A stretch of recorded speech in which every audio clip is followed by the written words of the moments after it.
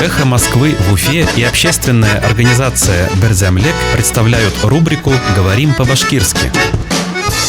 Использованный. Кулланылган. Использованный бюллетень. Кулланылган бюллетень. Использованный бюллетень. Кулланылган бюллетень.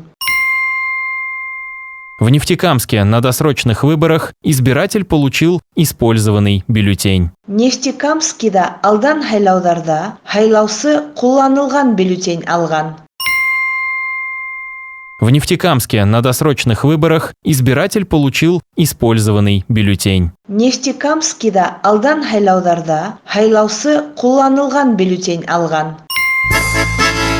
«Эхо Москвы» в Уфе и общественная организация «Берзямлек» представляют рубрику «Говорим по-башкирски».